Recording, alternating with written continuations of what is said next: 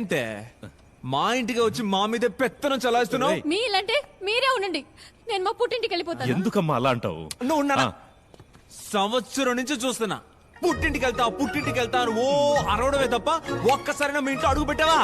మీ కొంప పక్కనే కదా, దమ్ము ఉంటే గోడ దూకి దొబ్బేవే. వద్దు, గెలకొద్దు, తొల్లారాక నువ్వు చాలా ఫీల్ అవుతావు. అవునరా, నా మాట విను, రేపొద్దు నువ్వు చాలా ఫీల్ అయిపోతావు. ఏరా ఫీల్ అయినా పర్లేదు నాన్న, దీన్ని కట్టుకుని ఫూల్ అయ్యాను నాన్న. సంతోషపడ్డం, కోపడ్డం ఇవన్నీ మనుషులకు కామన్ రా. ఏరా శంకర్?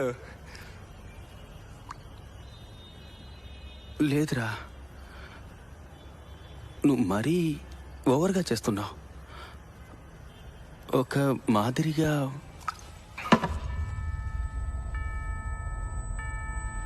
అంటే నేను మెంటల్ అంటావా? లేదురా, అలా చెప్పట్లేదు. నువ్వు కొంచెం అబ్నార్మల్గా. అబ్నార్మల్? మావా, నువ్వు కోపడకు. మరి బొంకులో మాట్లాడితే కోపం రాదా ఏంటి? లేదురా, ఆ రోజు కూడా నువ్వు వైలెంట్గా.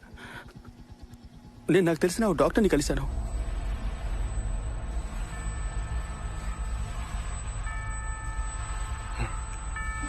చాలు, ఇంతకు మించి మాట్లాడదు.